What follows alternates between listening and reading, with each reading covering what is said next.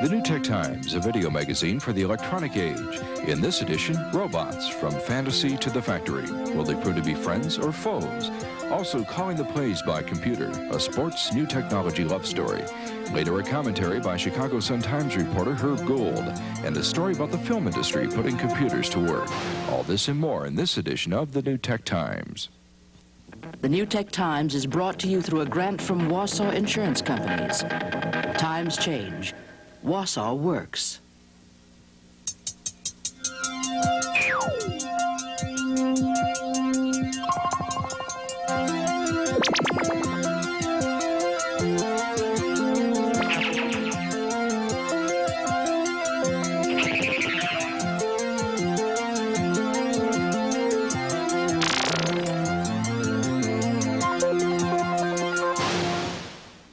I'm Nicholas Johnson. Your response to the New Tech Times fall season has been so positive that we're going to be back soon with 16 more new shows. All of us here at the New Tech Times want to thank you for that support. And meanwhile, for the next 3 weeks, we're going to replay some of the more popular segments, especially for those of you who have recently joined the New Tech Times regulars. Well, here's my new best friend and co-anchor, Hero. And just when you were beginning to think we don't have heroes anymore.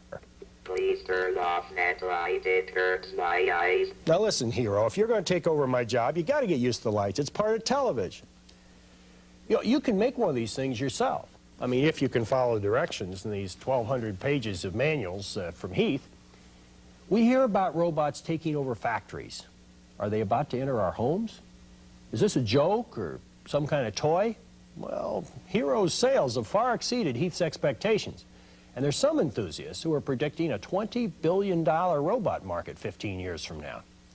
So here's another look at the report Ken Munt gave you a few weeks ago. You asked for it. My brain is bigger than yours. And now, Electro, I command you to walk back. Back. Robots. They've actually been a part of our lives for a long time. The first ones you saw were probably in the movies or on old TV shows. They were a little frightening, but a little unbelievable, too. They became more believable and more frightening when they started taking away jobs. But now a new generation of robots is here. Robots not in the movies, but maybe in our homes. Historian and visionary Bob Malone has had a love affair with robots for almost 20 years. Robots really started as automatons, which is, self-acting devices. The Persians made them work. They actually created some very simple things. They had water lifters, they had cup pourers and other things, and that was in the 14th century. By the time Europe got itself organized and created their own kind of highly crafted object, the automaton, in the 17th and 18th century, they had these incredible music boxes, watchworks, and other things to work from. And then with the advent of Karl Čapek's play, R.U.R., Rossum's Universal Robots, the word robot was invented in 1921. And with that word, suddenly, boom, everybody adopted it. There was a new word in the vocabulary like Jeep and other things later on that became a universal word. And then by 60s, people were investigating industrial robots. By 10 years, everybody, it'll be just like television, it'll be just like radio. Everybody will have it, and they'll have it for different reasons. They're not going to all wash windows, they're not all going to vacuum floors. You're going to have robots that do very particular things, manuscripts, you name it, hobbies, all kinds of strange things. One place where robots are doing some strange things is the Robotorium in New York City. See, it's just going to do you can make one little move or you can make a whole bunch of moves. And pretty soon what you're going to be able to do is you're going to be able to get this kind of a robot, which you can always upgrade. Most of the robots here are only toys. Still, Robotier and Robotorium owner Debbie Huglin is working on giving her customers what they really want. When are you going to have something that'll vacuum? You'll be able to get a traveling base in about a year. You can get linear and XY slide bases right now. Can I program it to make strings? Yes, that's one of the main things is it's got what's called a floating hand, which means you can use it to write with or you can use it to carry. Our domestic crises may not be solved at the Robotorium just yet, though our Christmas shopping could be. But at the Androbot in San Jose, California, they're creating a family of home robots that aren't just novelties. And you are in the year 1AB. We currently are working on 4 products.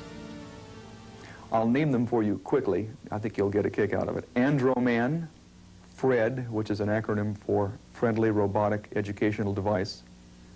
Topo, which is a peripheral to a computer, and the topo comes from topography, which means surface or terrain. And Bob, B-O-B, which is brains on board. He will become, as he evolves, the world's first artificially intelligent personal robot, self-contained. Your humble servant. Bob, get me a beer. Bob has been programmed to go into the kitchen and get me a beer and bring it to me in my chair. Let's see if there are any left.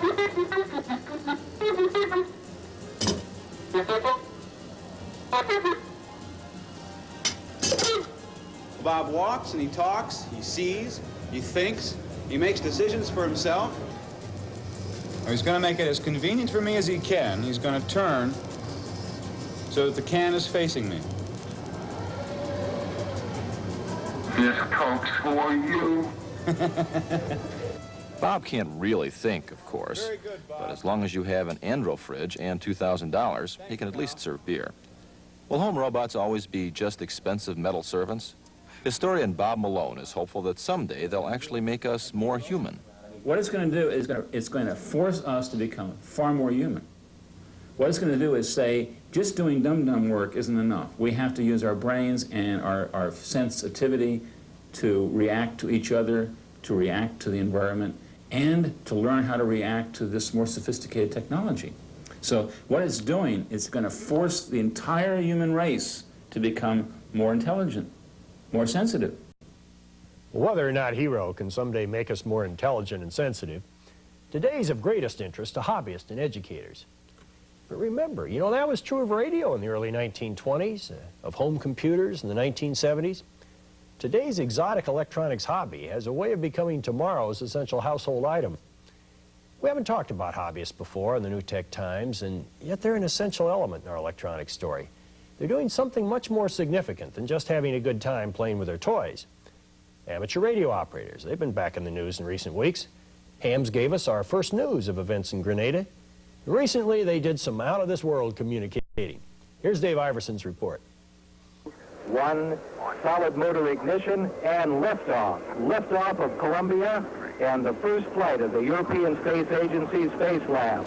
When Space Shuttle 9 blasted off, much was made of a number of landmarks. The first non-American was aboard, as was the first non-astronaut.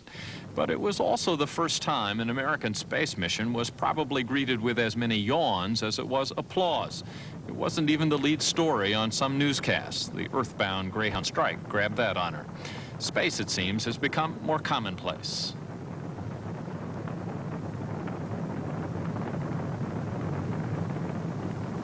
In a sense, the space missions have come full circle. It used to be that only presidents talked to astronauts in orbit. Well, congratulations on the continued success of your mission. I understand you're even ahead of schedule. Well, we like to stay that way, Mr. President. Now, of course, an Earthbound former astronaut is running for president. And even the high-tech, out-of-this-world hardware the space program epitomizes has taken a curious twist. In Space Shuttle 9, astronauts talked not just to mission control or presidents, they talked to back porch ham radio operators. So many fellows calling me, I couldn't keep them all straight. So I got Q5 signals from W7 Roger George Hotel, W5 Sugar William X-Ray, W5 Uncle Quebec, and W5 Foxtrot Item Victor. Astronaut Owen Garriott was a ham radio operator long before he flew into space. In this pre-flight simulation, he demonstrated the equipment he'd later use in orbit. This is the equipment that we'll be using on board the spacecraft. This is basically our 2-meter transceiver. There must be hundreds of thousands of these around the world and in the United States. A transceiver, a battery-operated station, and an antenna stuck in a space shuttle window. Not exactly space-age stuff. Still, it enabled Garriott to chat with ham operators across the country.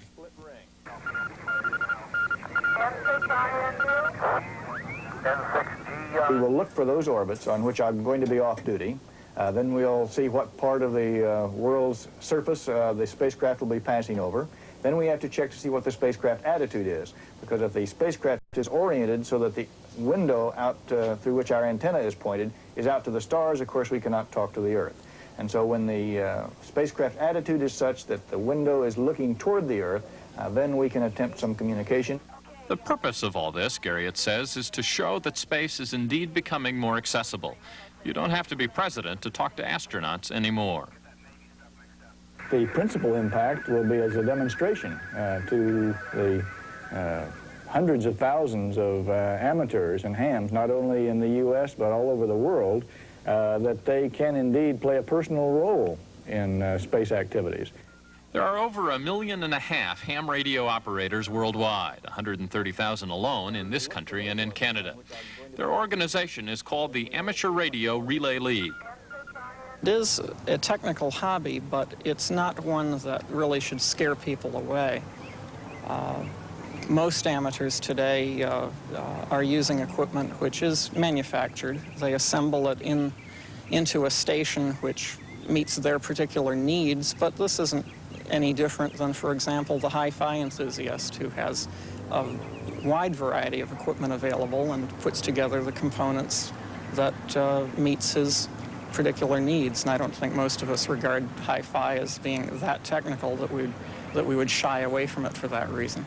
For most people, space remains a far frontier to be experienced as a living room spectator, not as a participant. Space Shuttle 9 changed some of that for thousands of basement-based ham operators. But now there will be a chance for people, persons, to really be involved in two-way communications from space. Tell you're steely-eyed from here. From space to Springfield, using new tech or old, the common ground is still communication. Amateur radio has come a long way since the days of the spark gap Morse code transmitters that helped create the AM radio industry we know today. Today's hams are bouncing signals off the moon and using their computers to operate transmitters. Becoming a radio amateur was one of the smartest things I ever did as a non-technical person trying to understand these new tech times. And if you'd like to know more, you might want to drop a line to the folks who helped us prepare that last story. ARRL, 225 Main Street, Newington, Connecticut, 06111. That's 225 Main Street, Newington, Connecticut, 06111. Well, ham operators may be communicating with astronauts, but most Americans still experience space as a form of fantasy and the dazzling special effects of the movies. It's the new technology that helped shape that graphic art, including the animation in the opening of our show. A month ago, we showed you this report by Barry Stoner.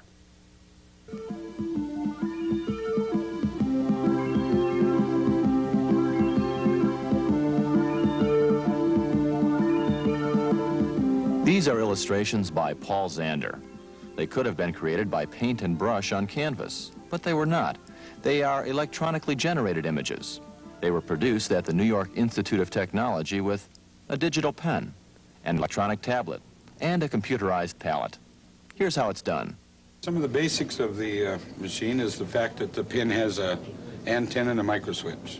And the electronic tablet is filled with wires, horizontal and vertical. The pen, when you get the antenna close to the tablet, you get a cursor on the upper screen. So that shows you where you're at. And that terminal holds the menu, so you think of the terms as buttons, because every time I press down on the pen, something happens. And the lower monitor carries the picture.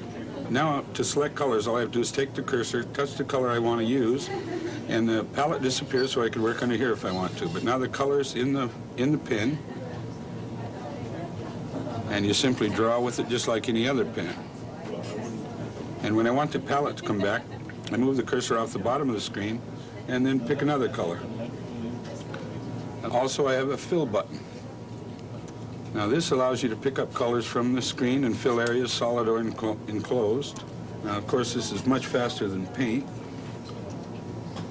And say I want to look at some more color schemes, all I have to do now is to go in and ask the computer for some ideas. And so automatically, I'm going to come up with 255 more color schemes.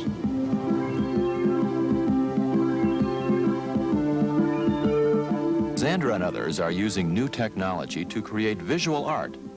A traditional animation process could have been used to create the opening sequence for the New Tech Times, but it was not. This animation was produced with the help of a computer. One drawing is recorded at the beginning of the action. Then at the end of the action, another drawing is entered. The computer fills in all the drawings in between the beginning and the end of the action. The artist can even control the speed of the action at the touch of a button.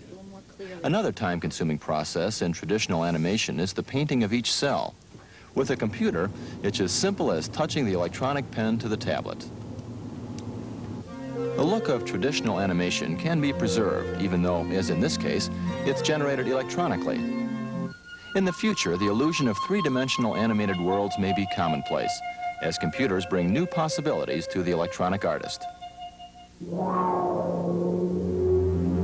But when it comes to creating strange new worlds through visual illusion, few can compete with the success of John Dykstra and his team of visual magicians at Apogee Studios in Los Angeles.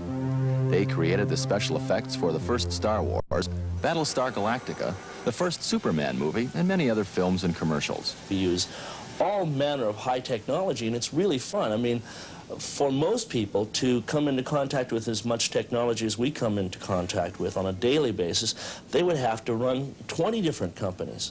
So this is excitement, and it's got a little magic in it, and it's got little movies in it, and I love recording images, and most of these people love recording images, so I don't know, it's kind of a super garage with a way to maintain itself. To create these illusions, a computer is used to control the movement of the camera so precisely that multiple images can be combined to create satellites rushing through space or a computer's eye view of its operator. Although Dykstra's special effects have been spectacular, he puts them in perspective. Effects always are an element of storytelling. That's all they are. So, I mean, the magic, the illusion isn't there to stand alone. It isn't to impress people with what magic tricks you can do. It's to tell a story. And when it comes to the role of new computer technology in the creative process, John Dykstra may speak for many visual artists. You can give somebody the most sophisticated device in the world, the capabilities of which are enormous. A computer is a perfect example of that. And some people will make, you know, great things out of it, and other people will try to duplicate things they've seen done in other mediums, and other people will take that device and make, you know, they'll make doilies that are terrible doilies. I mean, a good doily would be good, but a terrible doily is, you know. So I think it's a tool. It's like anything else. In these new tech times, the artist, the animator, and the movie maker will find the computer a useful tool, but it will never replace the magic of the creative process.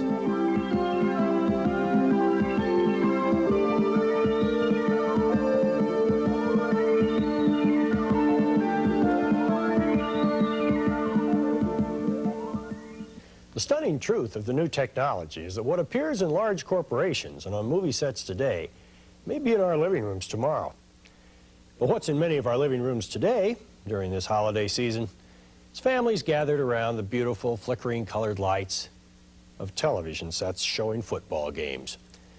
Last fall, we told you how computers are affecting the world of sports, and we thought we'd prepare you for the coming flood of playoffs and bowl games by repeating this report prepared by Dave Iverson.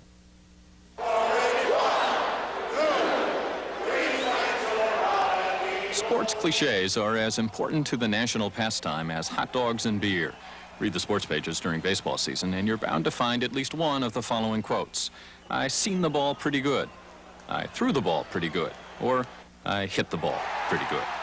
But baseball, the game that made famous wordsmiths out of Casey Stengel and Yogi Berra, baseball is now joining, you guessed it, the new tech times. When you see the capability of a computer to put all that stuff, gather more of it, get it back to you quicker, the potential is actually, you know, it's unlimited. Tony La Russa is the manager of the Chicago White Sox, the champs of the American League West. La Russa used a computer this past season to catalog what certain hitters did against certain pitchers and vice versa. Never mind that the Sox lost to Baltimore in the league championship series. La Russa's White Sox obviously play pretty good, but there's more to this story. Listen again to the manager. Right now it's only a couple years into it, so our database is not real extensive, but as it grows, I think it'll have more capability. Database? Did we hear database? Why, pretty soon we may hear ball players saying things like, I interface with the ball pretty good. At least White Sox ball players might. After all, they have a manager who doesn't ask questions. He queries. Well, you don't have a lot of time to be, you know, querying the computer for, you know, what's your best matchup. You have to do that on the spot. Queries and databases. It's enough to give Yogi Berra a slip disk drive. But baseball is, after all, gone for another year. Now footballs fill the air. Surely computer printouts won't replace running for daylight.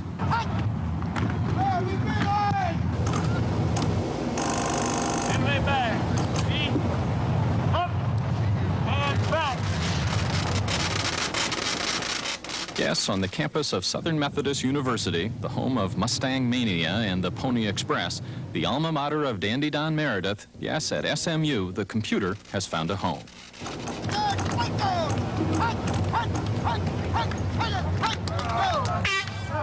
The program is called PASS, or PASS. It compiles information about upcoming opponents, their favorite plays and formations.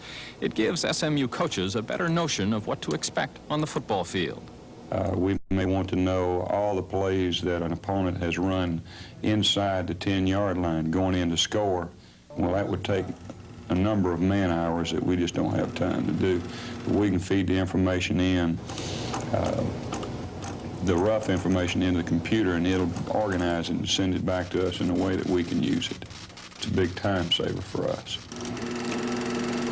So it's second and 13. Second and 13 at the minus or plus 46. If you thought manager LaRussa was something, wait till you listen in on these next conversations. The trick here is to translate football language into computer language. The coaches analyze the game films, noting the key information they want the computer to catalog. The formation strength to us would be like left. That backfield would be I. The receiver set would be pro. So we would just put that down as we take the information off, put it on a form. Whatever the terms, the computer doesn't seem to object and prints out the results in hours. They've got a lot of plays, but the plays that they run the most is what the biggest number there. Anybody can figure that out. Play 16, they run 13 times as opposed to these others. So if I had to pick one play that I would prepare my team to stop, one of their favorite plays, it would be 16 draw. But what to do about 16 draw, whatever that is? The answer is the game plan. Now that's a nice simple sports phrase, game plan. Are you going to fold that? Yeah, I think if we fold it, see, in all those 40 fronts, that middle linebacker is reading through that center's block. If we block him back and pull our guard around and fold on him, then I believe we can hold him steady in there and he won't flow to the play. Football terminology is clearly taxing enough without the benefit of a computerized, pardon the expression, database. But how did the game plan finally work? After all, to paraphrase Vince Lombardi, winning, not computing, is the only thing. And the kick is good. Part of the game plan worked fine, but the Mustangs, sad to say, had a few human errors no computer program could correct. In motion is Adamson, who checked in. McElhaney pitched it. The fullback, Charles, did not see the ball. He did not see it, and Texas has it at the 40. SMU played pretty good, but not good enough to defeat highly rated Texas. But it wouldn't be fair to blame the 15-12 defeat on the computer. After all, a computer is only as good as the information it gets.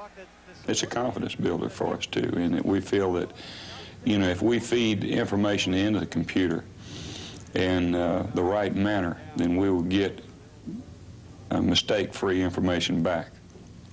The human error is eliminated from it. So, of course, if you put mistakes into the computer, you'll get mistakes out of it, you know. Now, of course, we're not saying the computer received wrong information before the SMU-Texas game, but you have to wonder if it maybe got just a little confused. So the guard comes in and say, left eye pro 49 load option into the boundary, you know, so. What was that, Coach? So the guard comes in and say, left eye pro 49 load option into the boundary, you know, so. Could it be that it's not computer language that's the problem, but our own? One last word from Tony LaRussa. We haven't got it really online like we really need. Or as Yogi Berra liked to say, it ain't over till it's over.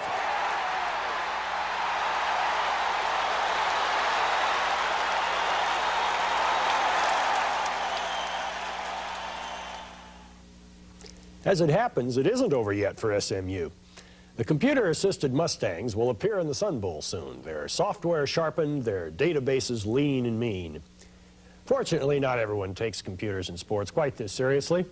Here's this week's commentary from Chicago Sun-Times columnist and New Tech Times contributor, Herb Gould. Go ahead, put a computer in the dugout.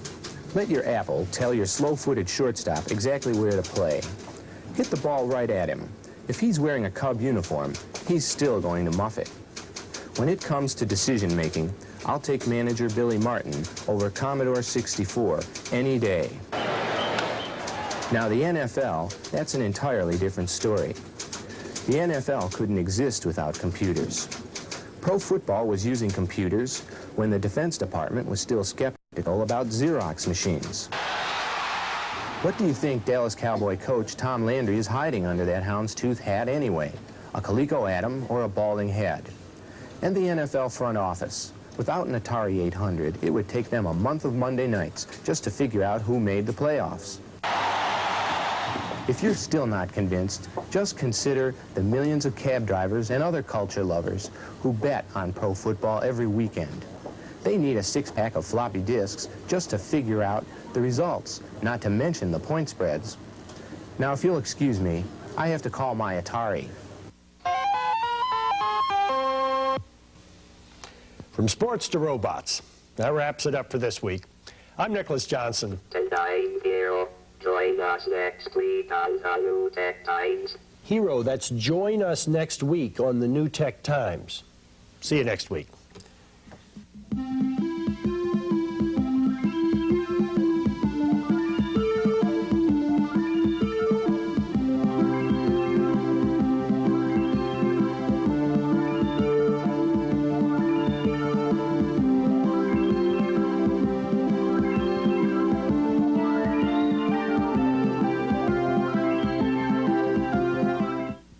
The New Tech Times has been brought to you through a grant from Wausau Insurance Companies.